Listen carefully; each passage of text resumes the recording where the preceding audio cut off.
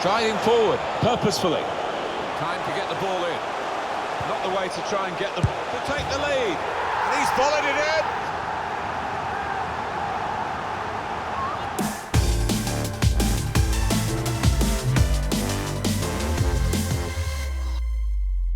Adam Mason. Hello. We've been playing lots of FIFA and lots of PES.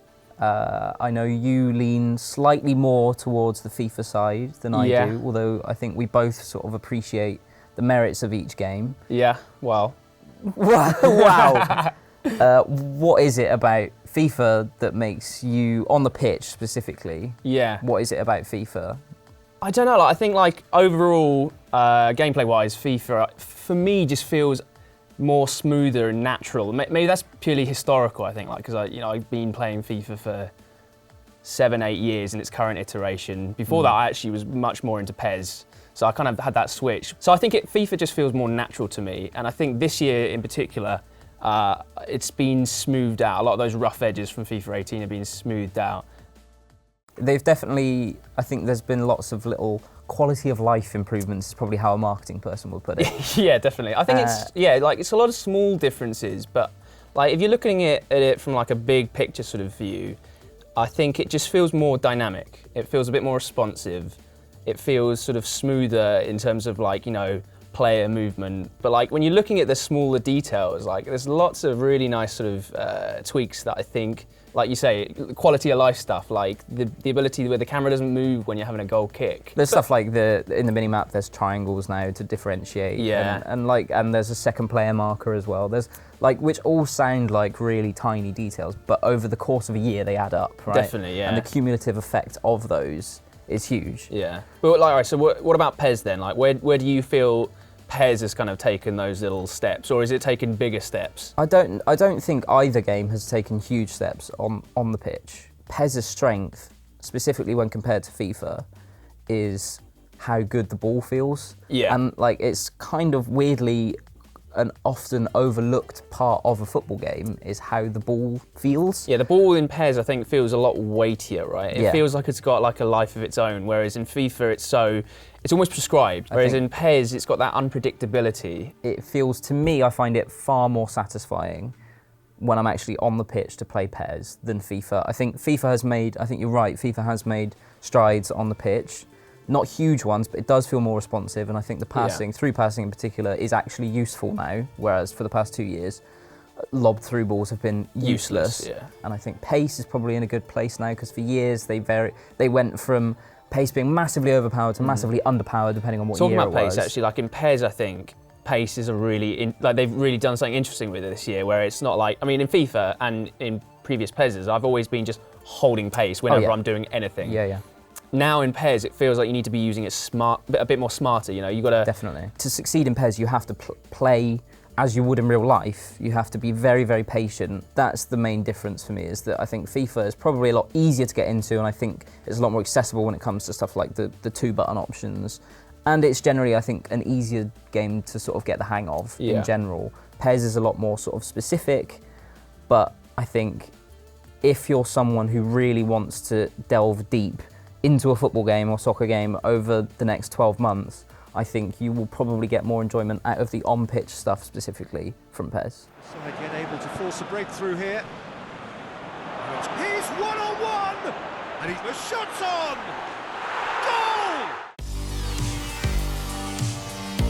Goal! Okay, so licensing seems like a bit of an unfair fight, really.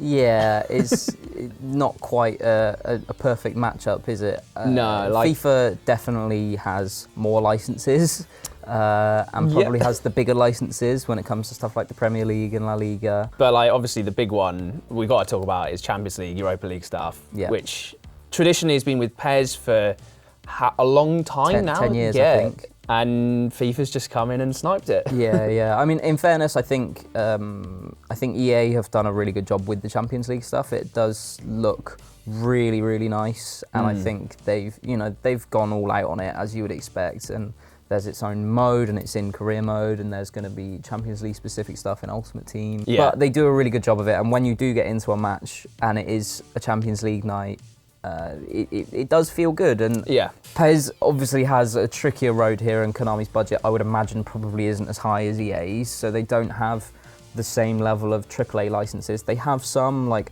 Arsenal is in there in an official capacity, Yeah. Liverpool and Barcelona. And I think they've got the Russian Premier League exclusively, and the Scottish Premiership as well. I think that's what they've taken I think more of a laser-focused approach with their licensing this year, right? So like you got leagues that are specifically geared towards their core markets, right? Yeah. So it looks like, you know, Turkey, Russia. There's a lot of the South American leagues. Yeah. Scotland. I think like what they're doing is they're finding those leagues in the territories where PES is a big, you know, game. It's where people play a lot of PES.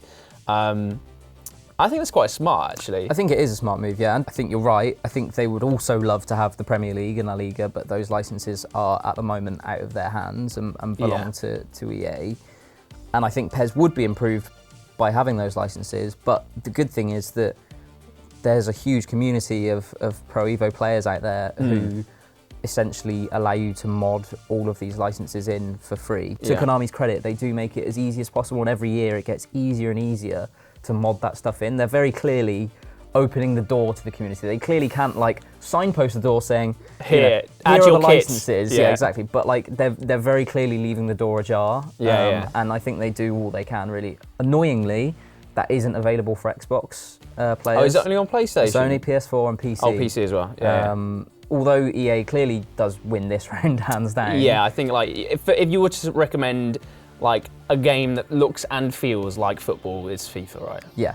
There we have it. The Champions League victors for 2019.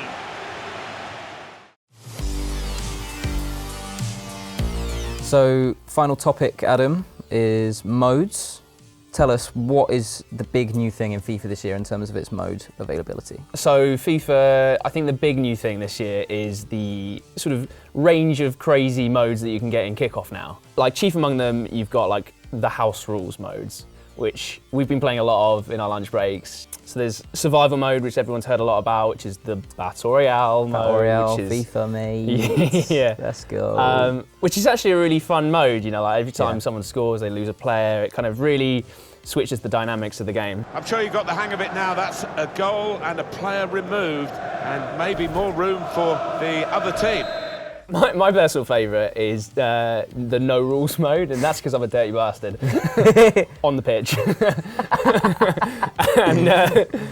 And it's just a lot of fun. Like it just makes for a really crazy game of FIFA because like there is like literally you can foul everyone and everyone. No offsides. No offside. Your strategy turned from when you slide tackled or tackled, you stopped aiming at the ball and started aiming at the player. Exactly, yeah.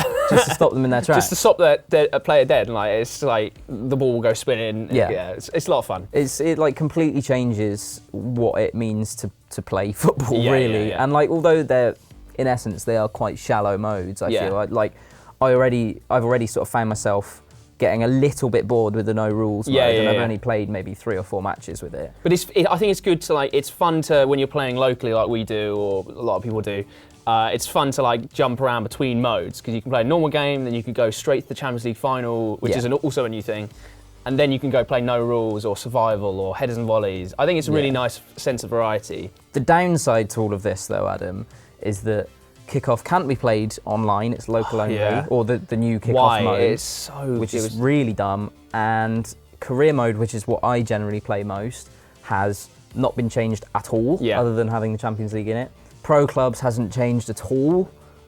Ultimate Team has a new mode that's called Division Rivals that's basically the same as an old mode that is now no longer there anyway. It's looking a bit desperate other than Kickoff. When it comes to PES, I think, well, you've got My Club, which has been sort of, they're calling it its biggest overhaul ever. It's still not really as good as Ultimate Team. Master League is similar to career mode in FIFA. It's not been touched. PES has probably fallen a little bit behind this year on the modes, after making quite a lot of ground up last year with random selection mode, which is thankfully still there. And has that changed much? It hasn't changed at all. Oh right, so it's basically the same. It is a great mode though. It's fantastic, and I think the new Kickoff in FIFA with all those house rules modes, I think that to me is sort of a direct reaction to random selection mode. in PES, because random selection is so good, and for anyone who doesn't know, it's basically you get given a random selection of players, but then you get the opportunity to steal players before the match off of your friend. Yeah. When it comes to modes as a whole, I think FIFA definitely has the edge, but there's still work to do from EA. Like career mode and pro clubs have just massively stagnated over the past couple of years, and they're desperately in need of some attention. And for PES players, random selection and Master League are looking, and my club are looking like your go-tos once again. So FIFA probably does have the edge on this one. Yeah. So overall then, Adam, who would you recommend FIFA to? Would you even recommend FIFA at all? Yeah, I think this year's FIFA is like a great addition to that, long-running series. Like, I think there's enough new modes and content in there, especially with like the kickoff modes and the journey, that it's got significant sort of enhancements there. Gameplay-wise, I think it is a smoother experience. Maybe not quite at the same level as PES yet, but like better than last year for sure. Yeah, I think when it comes to PES, it's definitely an improvement over last year. I think if you're a football purist and you want that attention to detail that the community will give you, yeah, and you want to have that amazing feeling when you do an amazing slick passing move, I think PES is your game. I think FIFA is great at what it does, and it has probably better authenticity, and it does better stuff with the licenses than PES, but they've both got their pros, and I think they're both worthy additions to their own series.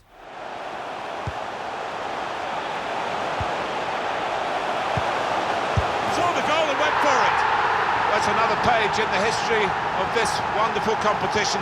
All right, guys, thank you very much for watching. Let us know what you think of FIFA and PES this year in the comments below, or you can come and yell at us on Twitter. I'm at DeusZ. I'm at Adam Rees-Mace. We've got new episodes of Versus every Thursday on GameSpot, so check it out, and we'll see you next time.